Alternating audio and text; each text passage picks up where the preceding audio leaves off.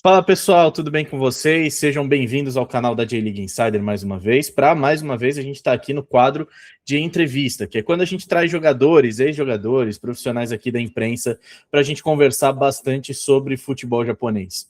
E eu estou muito feliz de poder conversar com um jogador que chegou ao Japão no ano passado, disputou Copa do Mundo de clube, está num clube gigantesco como o Urawa Red Diamonds e muito respeitado pela torcida do Urawa, que é o zagueiro brasileiro Danilo Boza. Boza, obrigado por você ter topado conversar com a gente, seja muito bem-vindo. Muito obrigado, Matheus. Eu que agradeço por esse convite aí. É sempre bom estar tendo esse bate-papo, tendo um feedback do atleta, né? Boa. Antes da gente começar na sua carreira do Japão, eu queria falar um pouquinho da sua carreira aqui no Brasil, né? Você começa a sua carreira profissionalmente pelo Mirassol, você é emprestado para alguns clubes, mas na sua volta ao Mirassol você tem um destaque no Campeonato Paulista, se eu não me engano, da temporada 2020, né? Que você até elimina o São Paulo nas quartas de final, aquele jogo onde o Mirassol veio com um time montado ali por causa da pandemia, e você se destacou muito naquele campeonato paulista, tanto que depois você é emprestado ao Santos. Eu queria que você me falasse um pouco desse campeonato paulista que você se destacou pelo Mirassol, como que foi para você, porque foi uma situação totalmente diferente, né, por causa da pandemia da Covid. Sim, então, eu estava até então, estava emprestado antes da pandemia para o Atlético Paranaense, né? E aí nessa minha volta que eu joguei 3 jogos desse campeonato, e minha ida do Santos foi no ano seguinte, né? Pós-campeão da Série D e mais um paulista sendo bem feito, né? Pela equipe do Mirassol, que sempre fez ótimos campeonatos paulistas, sempre tem uma boa montagem de elenco, mas especificamente nesse jogo contra o São Paulo foi um jogo que todo mundo desacreditou, né, pela forma que o Mirassol se montou devido à pandemia ali, né, com os atletas que ficaram, alguns foram embora devido por contrato, e o campeonato foi terminar só meio do ano, se não me engano, e a gente acabou tendo êxito nessa partida, né? Então foi muito gratificante ali. Eu acho que foi é, um, um start na minha carreira de poder ter eliminado uma equipe tão grande como o São Paulo, e na época eu era bem jovem também. E aí depois teve minha ida para o Santos, né? Então acho que foi um campeonato bem disputado. Boa, legal. E como que você está vendo agora o Mirassol, né? O Mirassol fez a sua estreia na Série A no ano passado, agora está na Libertadores. Você, como um jogador formado pelo Mirassol, como que você está vendo o crescimento da equipe? Não, eu tenho um contato com o pessoal de lá, né? Com o Juninho, com o Rodolfo, então com o Gustavo também, né? Então eu tenho um carinho especial pelo clube, e por essas pessoas, né? Que são pessoas do bem. Por isso que o clube tá vivendo numa fase que tá vivendo, é por causa dessas pessoas envolvidas ali, né? Então eu tenho um carinho especial, eu mantenho um contato com eles também. Então é muito gratificante ver o clube da onde você saiu, tá chegando no alto nível, né? Tá evoluindo ano após ano. Você vê uma evolução e um crescimento, não só de estrutura, mas também de time, né? E de campeonatos que estão disputando. Legal, legal. E, cara, você tava, antes de você chegar no Ural, você tava até bem estabelecido no Juventude, né? Você teve atuações que renderam muitos elogios aqui no Brasil, ainda pelo Juventude, e aí você recebe a proposta do Urawa e vai jogar no Japão.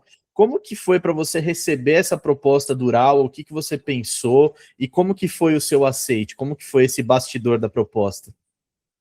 Então, o futebol japonês já estava batendo na minha porta no ano seguinte, né? Que primeiramente teve o contato do Kyoto, só que acabou não andando a negociação, né?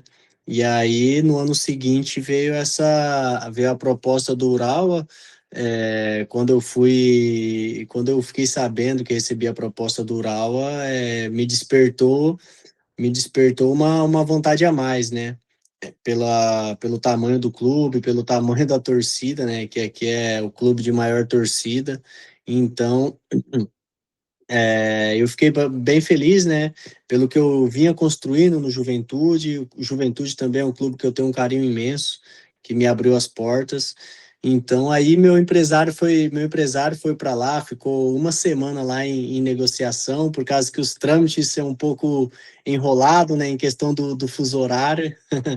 Então, mas aí também eu fiquei muito feliz e o meu aceite também foi a participação no Mundial foi primordial para o meu aceite, né? Pois é, e você fez um Mundial muito bom, embora o Urawa tenha sido eliminado na fase de grupos. Nós aqui da J-League Insider, a gente acompanhou bastante comentários sobre a sua atuação, a do Matheus também, né, os brasileiros do elenco. E, cara, vocês fizeram um jogo contra a Inter de Milão, que, assim, claro, derrota no detalhe, mas acho que foi o melhor jogo do Urawa na temporada. Queria que você contasse um pouquinho, não só da campanha no Mundial, mas especificamente esse jogo contra a Inter de Milão, que assim, até os minutos finais você quase anulou o Lautaro Martinez, né? Então, como que foi isso aí? É que a gente chegou lá meio um pouco desacreditado, assim, sabe? Pelo grupo que a gente tava, um grupo bem difícil. E a gente, no primeiro jogo, a gente acho que deixou um pouco a desejar. E quando a gente viu que dava para a gente classificar, dava para a gente ir, a gente já estava perdendo o primeiro jogo, né? E contra a Inter foi o jogo do tudo ou nada, né? Ou a gente ganha o jogo ou a gente tava fora, né? Ia só cumprir tabela. Então, a gente também entrou bem ligado, bem concentrado, acabamos saindo na frente e soubemos sofrer pela diferença, né? Diferença de clubes, né? Que a Inter de Milão está em outro patamar de nível mundial. Então a gente soube sofrer, se defendeu bem, mas acabou nos minutos finais sofrendo o gol ali, né? Então acho que foi bem complicado, né? Foi pela situação que foi, da gente sair na frente e depois tomar essa virada nos minutos finais, foi bem triste, mas a gente soube superar, virou essa chave do Mundial. E depois a gente seguiu firme na J-League, buscando o nosso espaço novamente, né? Mas acabamos também que não conquistamos nenhum título no ano passado, né? E continuando no Mundial, eu acho que o Mundial ele serviu muito para apresentar mais uma vez o Urawa para o povo brasileiro, né? Quem gosta de futebol aqui no Brasil já conhece o Urawa de campanhas de Mundial passado, né? O Washington, o próprio Endo saindo do Hum. Urawa, mas com a Copa do Mundo de Clubes foi o momento que o público geral do Brasil conheceu o Urawa por conta também da torcida, né? Que não sei se você viu, mas alguns posts, inclusive nossos, viralizaram sobre a torcida do Urawa, né? Fazendo uma puta festa em Seattle. Parecia que vocês estavam no Saitama Stadium, mas vocês estavam no Lumen Field. E muita gente impressionada com a torcida do Urawa. Você que vive isso quase diariamente, como que você pode definir para o público brasileiro o que é o Urawa, como que é jogar nos Reds e essa torcida maravilhosa do Urawa Reds? Cara, em questão de torcida, aqui é surreal, cara. É surreal a torcida. A média de torcedor aqui, eu acho que é 45 mil, se não me engano, a média. Tem jogo, claro, que tem jogo que lota muito mais, e a festa que eles fazem tanto, principalmente no nosso estádio, mas fora também é lotação máxima. Então é surreal a torcida aqui, eles são bem fanáticos. Igual você falou, foi uma porta de entrada, né, para o pessoal conhecer não só o Urawa Reds, mas também o futebol japonês, que a cada ano que passa vem crescendo mais, né?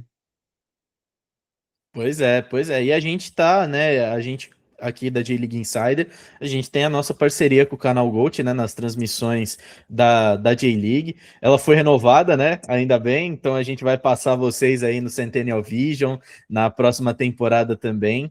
E uma coisa que me chamou muito a atenção sobre a sua atuação, Matheus, né, todos os brasileiros que estavam aí na temporada passada, é que quando a gente passava um jogo do Urawa, tinha muita gente nos comentários falando de você, falando do Matheus, falando do Thiago, dos brasileiros que estavam aí, e você muito elogiado. Você, pelo nosso público, né? Você foi considerado um dos melhores zagueiros da temporada passada, né? Um porto seguro na defesa do Urawa Reds. Como que foi para você essa adaptação do futebol brasileiro para o futebol japonês, para na sua primeira temporada você meio que virar já um porto seguro da defesa dos Reds? Então, eu tive que me adaptar rápido, né? Porque eu acabei não participando da pré-temporada aqui. Sim, a minha pré-temporada foi no Juventude. Eu cheguei aqui dia 30 de janeiro, se não me engano, né? Então, minha adaptação foi jogando, né? Então, eu me adaptei rápido. A coisa que mudou para mim do futebol brasileiro é a questão da intensidade, né? A intensidade aqui é muito maior mesmo, nível de intensidade é nível europeu. Então eu trabalhei bastante, é, busquei me comunicar, perguntar para o Sávio, né? Então acho que o Sávio, o Thiago, como eles são brasileiros, então eles me ajudaram bastante nessa adaptação, né? Porque eles já estavam aqui há anos, né? Então eles me passaram um pouco da experiência de como é o futebol japonês. E eu, com a minha vontade, com o meu trabalho, eu consegui me adaptar rápido e isso é fruto do trabalho, né? Trabalho duro, sempre jogando sério, sempre jogando para o time. Então, acho que isso é gratificante escutar isso de você, principalmente do público que assistem vocês, né? Então, isso é muito importante. É sinal que o meu trabalho está dando certo aqui no Japão também, né? Pois é, tenha certeza disso, viu, Bosa? E o seu trabalho gerou um resultado ofensivo também, né? Você marcou um gol na temporada passada e não foi qualquer gol, você marcou um gol contra o Yokohama Marinos, ou talvez o terceiro maior time do Japão. Como que foi essa emoção de marcar contra um rival tão grande, um rival direto do Ural ali na região de Kanto também? Como que foi para você esse gol? Cara, eu tava vindo buscando esse gol desde o início da temporada, ele demorou um pouco para sair, mas foi um gol que a gente ainda acabou ganhando, acho que de 3-1, se não me engano, foi o jogo 3-1 e eu acho que eu fiz o gol num momento do final do jogo que eles estavam numa pressão, né? E aí eu fui abençoado ali com a bola parada ali, foi até uma bola de retorno, né? E consegui fazer esse gol. Já estava buscando esse gol porque minha esposa estava grávida, né? E na época que quando eu fiz gol, eu estava no Brasil ainda, só que a gente não tinha avisado o pessoal que estava grávida ainda, porque não tinha dado os 3 meses ainda, né? Que a gente sabe que os 3 meses é de risco e tal. E aí eu tinha feito gol, né, justamente nessa data, e aí eu não pude comemorar com a bola na barriga, né? Então eu acabei fazendo gol aqui, podendo é, homenagear minha esposa grávida, então foi muito bacana esse momento. Legal, legal demais, cara. E você joga no sistema defensivo ali do Ural, você joga do lado de uma lenda do clube, que é o Nishikawa, né, o goleiro. E eu queria saber como que é o Nishikawa no dia a dia, como que ele tá te ajudando ali no sistema defensivo, ele que é um cara multicampeão com esse clube, né, 2 vezes campeão da Champions com esse clube, talvez um dos maiores goleiros da história do Urawa e o maior jogador do Urawa dentro da J-League. Como que é para você estar com um nome tão histórico do clube e como que é o Nishikawa no dia a dia? Cara, ele é uma pessoa sensacional, né? Por mais que a gente tente uma comunicação ali, né, meio em português, meio em inglês ali, ele é um cara fenomenal. Você dá para ver nos gestos, né? E às vezes na resenha que a gente troca aqui através do intérprete, né? Então ele é um cara sensacional. Ele ajuda bastante ali, ele comunica bastante, ele deixa um ambiente leve também, né? Eu acho que com toda a experiência que ele tem, né? Eu acho que não só ele é uma lenda da própria liga, né? Ele é uma lenda da J-League, né? Eu acho que ele é um dos caras que mais jogos tem, acho que na J-League, se não me engano. E então ele é um cara sensacional. O Nishikawa é fenomenal. Ele passa segurança para a gente também ali, né? Principalmente eu que ano passado cheguei em questão de adaptação. Ele também foi um dos jogadores que me ajudou nessa minha adaptação rápida que todo mundo falou também, né? Então é fenomenal para minha carreira, tá com um cara multicampeão defendendo as mesmas cores, né? Pois é. E agora a J-League vai ter uma temporada especial, né? Vai mudar o calendário para o calendário europeu e nós vamos ter o Centennial Vision na primeira metade do ano, valendo vaga para a Champions League, que um objetivo do Urawa, claramente, voltar à Champions League. Como que vocês estão se preparando para o Centennial Vision? Como que vocês estão avaliando essa possibilidade de jogar um torneio de tiro curto valendo vaga asiática, e como que vocês enxergam o próprio grupo de vocês, né? Acho que o grupo da Conferência Leste é o grupo mais difícil, que tem ali as camisas mais pesadas, tem o atual campeão e vice, né? O Kashima e o Kashiwa. Então, como que vocês estão avaliando e se preparando para o Centennial Vision? Bom, sim, claro que com toda a grandeza do Ural, a gente sempre vai buscar o título, né? A gente vem trabalhando duro nessa pré-temporada, desde a apresentação, eu e o Sávio, que a gente conversa bastante entre nós, a gente falou que nós vai escrever campeão nas paredes para deixar todo mundo vendo e ficar aquilo ali, criar essa energia no clube, né? De querer voltar a ser campeão, né? Então a mentalidade é essa, e a gente sabe também, a gente comentou justamente sobre isso também, do nosso lado da chave ser o mais forte. Se você for pegar pela temporada passada, a maioria dos que estão do nosso grupo foram todos de meio de tabela para cima. Então vai ser um grupo difícil e é um desafio maior, né? Acho que se a gente quer ser campeão, a gente vai ter que ganhar desses times e tem que ser pelo lado mais difícil, né? Pois é, e o grupo de vocês, né, a Conferência Leste, além dos dois que ficaram nas primeiras posições da J-League do ano passado, tem o Frontale, que foi vice-campeão asiático, bateu no Al Nassr do Cristiano Ronaldo, tem o FC Tóquio, que está se reforçando muito bem, o próprio Marinos, né, que quer mostrar que a temporada passada foi só o estranho no ninho. Cara, o Urawa tá no grupo mais difícil, mas eu tenho certeza que você, Boza, vocês estão se preparando muito bem, até porque o Maciej Scores é um cara que estuda bastante, né, os adversários. E falando no treinador polonês, como que é a sua relação com o Scorza e como que você avalia o trabalho dele no dia a dia? Uma relação boa, né? Acho que ele se comunica bastante, principalmente com os estrangeiros, né? Que é os caras que ele mais cobra, né? Que somos nós. Eu acho que a relação dele é muito boa e o dia a dia dele também é bom, né? De trabalho, ele costuma deixar os treinamentos bem leve, só que ele gosta de treinar bastante. Ele não gosta muito de deixar a gente no descanso, não.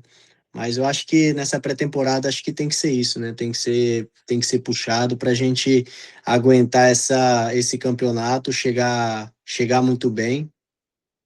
E ele está implementando um trabalho diferente, né, do que passou ano passado, implementando ideias novas, tanto na marcação, tanto com bola, né, na nossa criação. Então, a gente tá indo a todo vapor nessa pré-temporada para poder justamente ser campeão dessa meia temporada que vai ter. Legal, legal.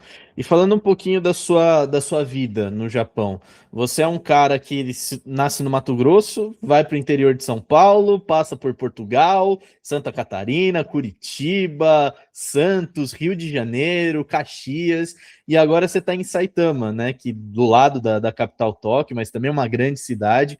Como que foi para você se adaptar a morar no Japão, em Saitama, na grande Tóquio? Cara, eu acho que se adaptar em morar no Japão, acho que não é difícil não, viu? Que é uma paz, é uma tranquilidade imensa, cara. É uma segurança surreal, principalmente agora eu com um filho pequeno, né? Então acho que isso é muito bom, deixa a gente tranquilo de ir para o trabalho, né? Fazer o nosso melhor, dar o nosso melhor. E a adaptação foi muito boa. E eu tô morando em Omiya, né? Que é colado ali do lado de Ural ali, que é a cidade o estado de Saitama, né? Então eu acabei achando um apartamento bem aconchegante, tranquilo, bem localizado. Moro perto da estação, e então para ir para Tóquio é bem próximo ali, né? A gente às vezes vai de metrô, e então acho que essa segurança que eu, minha esposa e meu filho estamos tendo aqui é de outro mundo. Eu falo para todo mundo que aqui acho que é um país bolha, cara, sabe? É um país diferente de todos os outros em questão de cultura, falando de educação, falando de segurança, principalmente, que, cara, aqui as crianças de 5 anos, 6 anos vão sozinhas, vão de a pé para a escola. Então, isso marcou bastante para mim, porque mostra quão seguro é o país, né, cara? Pois é, sabe? Eu conversei com o Sávio, conversei com alguns outros jogadores e todos eles valorizaram demais essa parte de, pô, eu vejo criança de 6 anos indo para a escola a pé, e aqui no Brasil eu não penso de deixar o meu filho de 18 anos ir a pé para a escola, né? Então, acho que isso que é interessante demais. Cara, para você, qual que foi a maior diferença que você sentiu entre Brasil e Japão, tirando essa questão de segurança, mas o que mais impactou você na hora de, por exemplo, sair para comer, sair para fazer compras? O que mais impactou você nessa diferença entre Brasil e Japão? Ah, cara, eu acho que um pouco a culinária, né? Tipo assim, falando em específico Japão, sabe? Porque, tipo assim, você sabe que no Japão já tem vários mercados brasileiros e tudo mais, mas um pouco foi a culinária, né? Tem algumas coisas bem, bem peculiares aqui que eles costumam se alimentar, mas eu acabei que no clube, a gente tem que se alimentar no clube, né? Então eu tive que ter essa adaptação rápida, mas eu acho que uma coisa que meio é, me impactou um pouco assim foi a questão da alimentação. Entendi. E uma parte importante da cultura do Japão é a sua própria religiosidade, espiritualidade. A gente sabe que os clubes, tradicionalmente, eles fazem o Hatsumode, né, que é a primeira visita do ano ao santuário shintoísta. E como que foi para você avaliar tudo isso? Como que foi para você? Não sei se você participou na do ano passado, se já teve a desse ano, mas como que foi para você participar desses eventos mais ligados à própria comunidade de Saitama e também à religiosidade do Japão? Então, eu acabei não participando e esse ano ainda não teve, né? Mas a gente ali perto de casa tem um templo lá, né? E eu e minha esposa costuma passear pelo parque do templo. Outro dia a gente estava passeando lá, estava tendo uma reunião deles lá. Aí a gente meio que ficou, só que a gente queria entrar, só que a gente não entendia, né? Então acho que não ia fazer muito sentido para a gente, né? Porque a gente queria entender um pouco mais da cultura. Eu acho que para você entender um pouco mais da cultura, sobre isso você tem que participar, né? E no momento a gente não tinha como participar, porque a gente não tinha nenhum intérprete ali, né? A gente só estava passeando de lazer mesmo, mas a gente ficou curioso de querer entender como que funciona essa religiosidade deles e também dessa reunião no templo, né? Bacana demais, cara.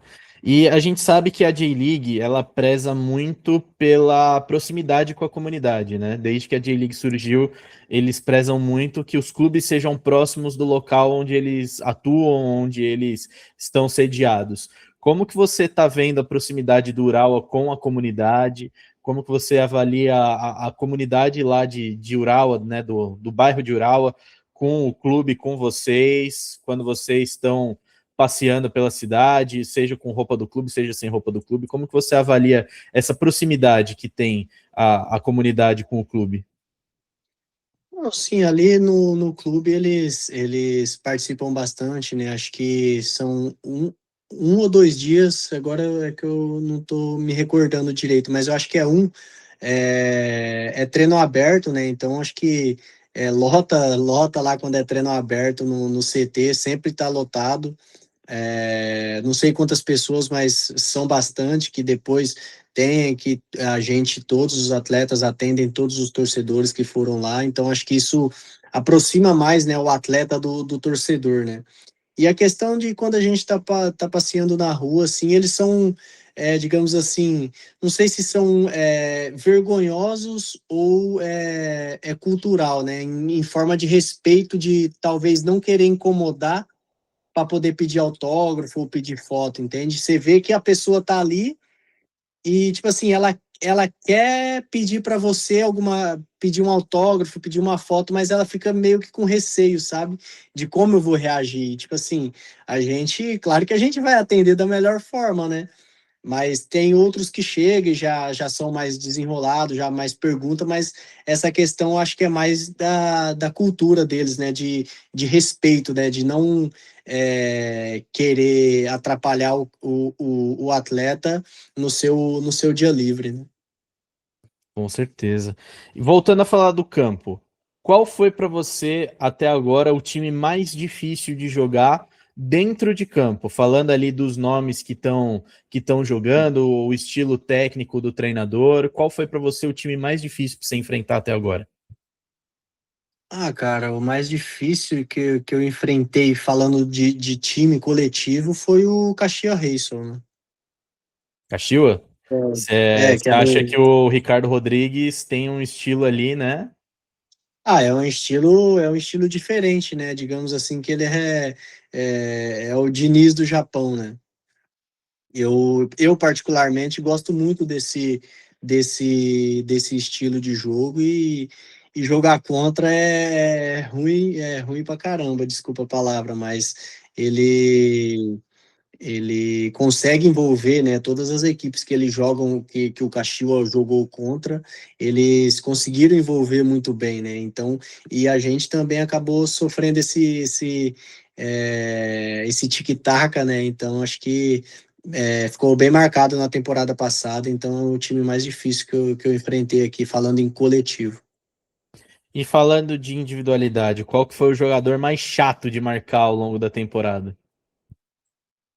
Cara, agora eu esqueci o nome dele, mas é o pontinha do Kawasaki ali, cara, o O Ito. 17. Nossa, não, isso. Nossa, ele é chato. Teve Ele um é bem chato, jogo, cara. teve um jogo que nós transmitimos lá no Gold da Copa da Liga, que vocês até levaram para prorrogação, um jogaço. Aham. Foi Foi um quatro a jogaço. três, né? 4-3, o Nakajima marcou um golaço de falta. Até dando um bastidor para você, a gente estava fazendo as 4 partidas ao mesmo tempo. E eu tava, se eu não estou enganado, eu tava fazendo Shonan Bellmare e Sanfrecce Hiroshima. E depois a gente ia fazer um programa, o Let's Go, e eu tava esperando para comentar lá depois dos jogos, e a gente atrasando e depois ficou vendo o jogo de vocês, que foi para prorrogação, né? Cara, honestamente, eu acho que foi o melhor jogo que nós transmitimos até agora no Gold. Assim, vocês e o Frontale num alto nível, assim, digno de Champions League. Jogo digno de Champions League. E o Ito tava insuportável naquele jogo mesmo. Você tem total razão. O Ito tava insuportável. Não, sim, ele é, tipo assim, é que ele é chato, né? Ele não é, por exemplo, porque a maioria dos japoneses aqui são bem técnicos, né? E eles tocam e passa, toca e passa. O Ito não, ele vai pro individual, né? Ele vai pro drible, ele tenta e ele é chato, ele finaliza muito bem, toda hora trazendo para dentro, você não sabe se ele vai cortar, se ele vai, ele fica ciscando, ele é chato para marcar ele, é bem chato mesmo. Aproveitar que você falou do Frontale, do Ito. O Frontale, como a gente falou, foi vice-campeão asiático, né? Até bateu no Al Nassr, mas acabou sendo derrotado na final pro Al Ahly. E a gente está no momento onde as equipes sauditas vêm numa grande crescente, não só pelos bilhões que se utilizam, mas também pelo novo regulamento da fase final ser realizada inteira na Arábia Saudita. E aí eu faço duas perguntas para você. Primeiro, como que você enxerga esse movimento desse novo regulamento de ser uma fase final inteira na Arábia Saudita, num país onde muitos clubes estão participando da competição? E segundo, como que você está vendo o futebol japonês para bater de frente com os clubes sauditas? O Urawa é um time que duas das Champions Leagues conquistadas foi batendo no Al Hilal, né? Inclusive a última, o Al Hilal já na crescente, e o Urawa vai lá e ganha. Mesmo depois de 4 meses antes, o Al Hilal tá quase ganhando do Real Madrid, ganhando do Flamengo no Mundial de Clubes. Como que você está vendo esse movimento da Champions League? Eu acho que esse movimento de querer colocar as fases finais para a Arábia, eu acho que é muito benéfico para eles, né? Por causa que acho que não faz sentido nenhum para a gente que, por exemplo, falando do Japão, né? Que aqui hoje eu estou, eu acho que não faz sentido nenhum, né? Devidamente até em questão de fuso horário, de fazer toda a adaptação, porque a gente sabe que o clima lá não é igual no Japão, então já tem isso de fuso horário, já tem isso de questão de clima, né? Questão de ambiental, falando assim, e acho que é benéfico para o pessoal da Arábia, né? Eu acho que não tem vantagem nenhuma, né? Eu acho que eles estão pensando mais no pessoal no pessoal do lado de lá, né? Porque eu acho que tinha que ser um estádio neutro, ou se querem fazer assim, então jogam um jogo na Arábia e jogam um jogo, enfim, no outro país que estiver disputando a final, né? Eu acho que isso não beneficiaria, mas eu acho que deixava ali 50% para cada lado, né? Pois é, porque o próprio último título do Urawa, né, a gente pode dizer muito isso. O primeiro jogo é em Riad, 1-1, e depois no Saitama Stadium 1-0 para o Urawa, por conta de toda a atmosfera. No Sim. ano seguinte é o Marinos, que começa jogando em casa, joga muito bem contra o Al Ain e vai para os Emirados Árabes, e por conta de uma expulsão acaba perdendo. Então a gente sabe que a atmosfera faz diferença. E como que você está vendo a J-League se movimentando, os clubes japoneses se movimentando para tentar conter esse avanço da Arábia Saudita? Não falando de bastidores, acho que aí a gente entraria em uma outra área que é muito complicado da gente falar, mas falando esportivamente, como que você está vendo a J-League se preparando para conter uma possível dinastia da Arábia Saudita? Cara, eu acho que a J-League, falando em Ásia, eu acho que é o campeonato mais disputado, né? Eu acho que não tem um clube assim que você fala, esse clube vai ser campeão todo ano, assim como é na Arábia, né? Que tem você sabe que tem os três ali, e um dos três ali vão ser campeão, né? Eu acho que aqui é diferente, é bem competitivo. Aqui acho que é tipo que um brasileirão, né? Acho que sempre tem uma surpresa do campeonato, né? É bem competitivo, não tem essa tanta diferença em questão financeiras, né? E eu acho que os times eles sempre se reforçam bem. É um campeonato bem intenso, intensidade técnica, então acho que é o melhor campeonato, acho que da Ásia, tirando a CL, é claro, mas é o mais competitivo, assim, na minha visão, né? Entendi. E voltando a falar de J-League, qual que foi a torcida que mais te impactou, além do Urawa? Tipo, a gente sabe que a do Urawa é completamente diferente, né? E aí, a gente já falou aqui muitas vezes que aqui no Brasil a gente ficou surpreso, mas qual que foi a torcida adversária que mais te impactou, que você olhou para o estádio e falou, tipo, caramba, vai ser difícil de jogar com essa atmosfera? Cara, tendo a maior torcida do seu lado é difícil, né? Você vê uma outra diferente, né? Porque a nossa torcida, até fora de casa, em minoria, às vezes fazia mais barulho que a própria torcida de casa, né? Mas é,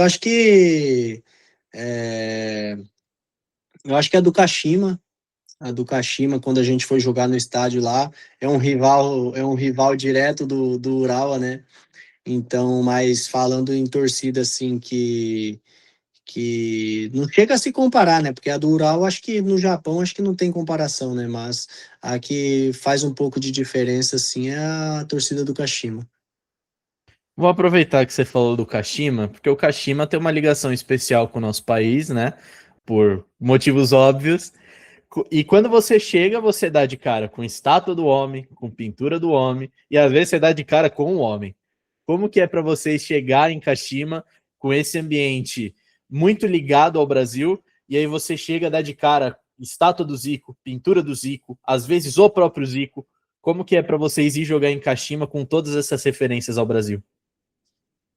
Então acho que um dos motivos também da torcida ser bem presente, eu acho que também é pelo fato do Zico ter jogado lá, né? Não ter jogado, também ter sido treinador, então a torcida é bem próxima lá.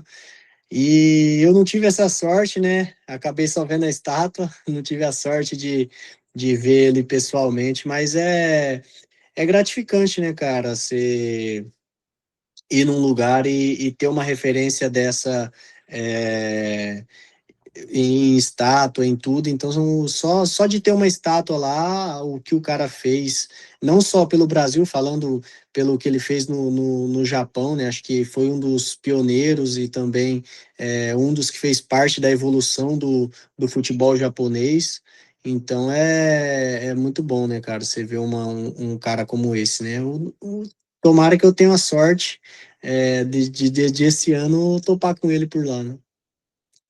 Terá. E eu não sei se você esteve presente no estádio, mas você estava no Japão quando a seleção japonesa vence o Brasil pela primeira vez na história, 3-2 em outubro do ano passado. Como que foi viver o Japão vencendo o Brasil? Como que foi ali o dia seguinte? Como que você viu a galera repercutindo toda a situação, toda essa vitória para cima do Brasil? Eu acabei não indo pro estádio por causa que meu filho tava recém-nascido e a gente eu acabei não indo, né? Mas eu acabei ficando vendo da TV e no outro dia, é claro, né? Os caras zoou a gente, até o pessoal da comissão, os atletas deram aquela tirada de sarro, né? Porque não é para qualquer seleção, né? Acho que ganhar do Brasil, né? Por mais que venha em fase de reconstrução, não deixa de ter as 5 estrelas no peito, né? Então é sempre o Brasil, acho que eles estão no direito, né? Pelo fato da questão do Japão também vir em crescente, né? Uma seleção também que, devido à evolução do futebol japonês, é uma seleção que vem crescendo, vem dando trabalho na Copa do Mundo, né? Então a gente teve que aguentar essa tirada de sarro aí, mas faz parte do futebol, né? Boa, legal demais saber esse bastidor, cara. Porque a gente aqui no Brasil, eu pelo menos tentei postar bastante a repercussão, como foi isso, né? A gente teve até o vídeo do Alisson vendo o jogo com o Endo no treinamento do Liverpool. Agora eu queria te perguntar, falando no Endo, o Endo é um jogador histórico do Urawa, foi campeão asiático com a equipe também antes de ir para a Europa. E muito se falou quando ele perdeu espaço no Liverpool com a mudança do Jürgen Klopp para o Arne Slot, muito se falou da possibilidade dele voltar para o Urawa, principalmente jogar a Copa do Mundo de Clubes ou até mesmo manter o seu espaço na seleção no Urawa. Não sei o quanto que você conhece o futebol do Endo, o quanto você assiste o Endo, Mas como que é a imagem do Wataru Endo aí no Japão? Ele que é o atual capitão da seleção e foi muito importante também dentro do clube que você joga. Cara, acho que não só ele, mas todos os atletas que saem, né, e têm êxito na carreira na Europa, eles são bem respeitados aqui, né? Acho que isso é bem generalizado, essa questão de atleta se destacando, né, no Japão. Acho que também devido ao Japão ser um pouco menor, né, eu acho que eles dão bastante valor para esses atletas que se destacam, né? Então, eles acabam sendo referência para todos os atletas, né? Acho que todo atleta,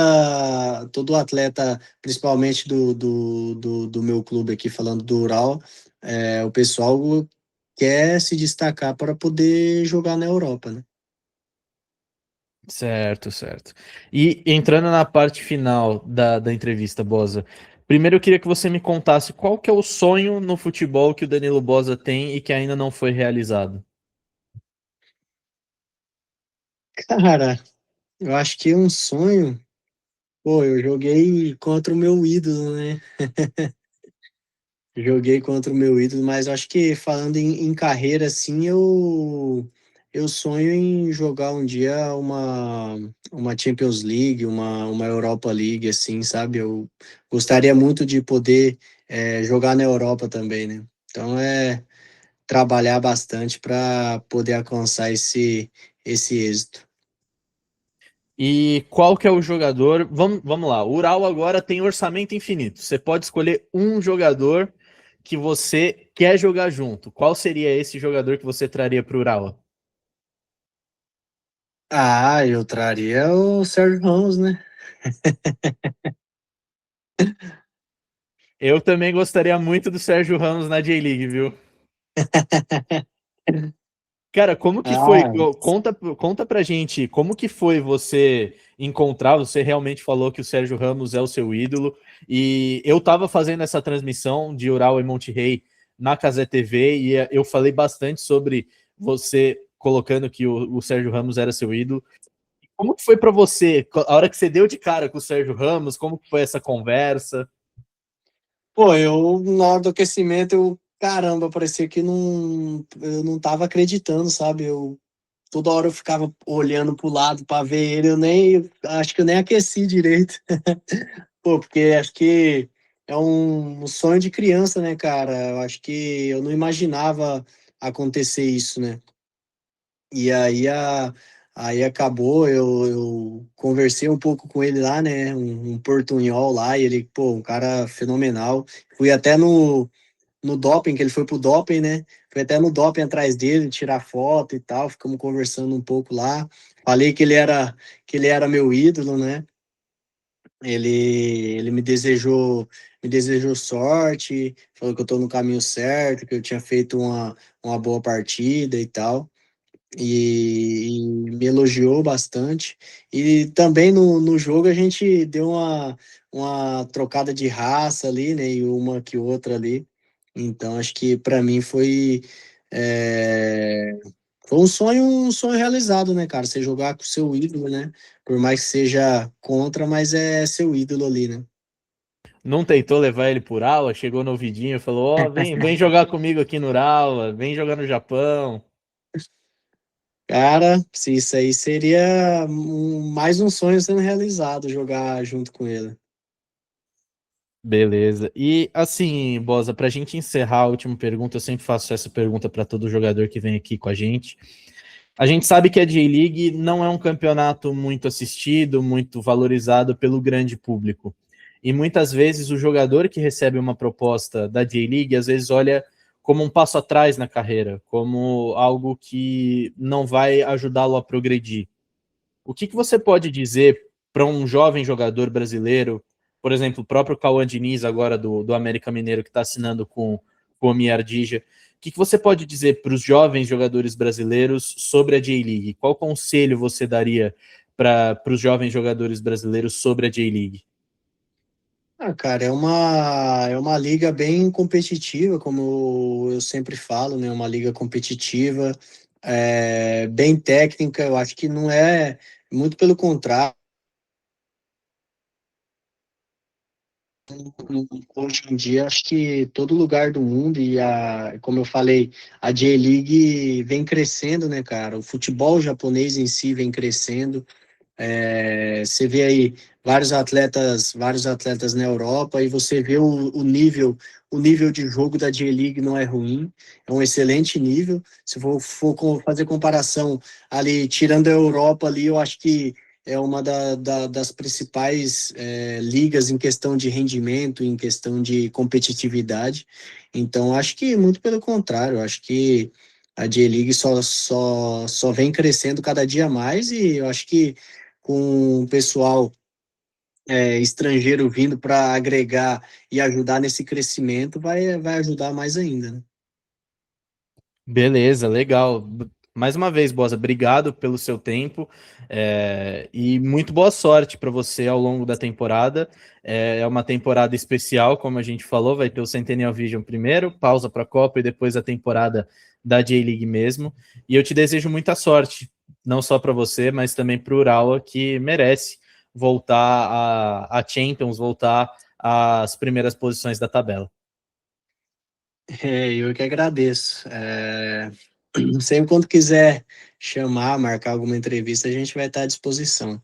É, gostei da entrevista, é um cara super bacana, é uma entrevista leve, né? Uma entrevista bem leve, bem descontraída, então né, eu agradeço muito você, obrigado pela sorte, que a gente seja campeão e, como se diz no Brasil, que o Urawa volte a sorrir, né?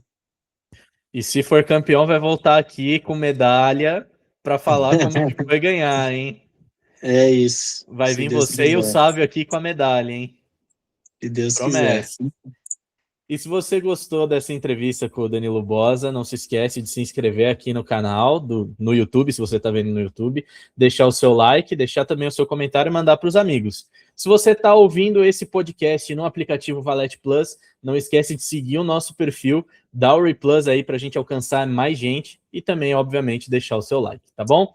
A gente vai ficando por aqui. Muito obrigado e até mais.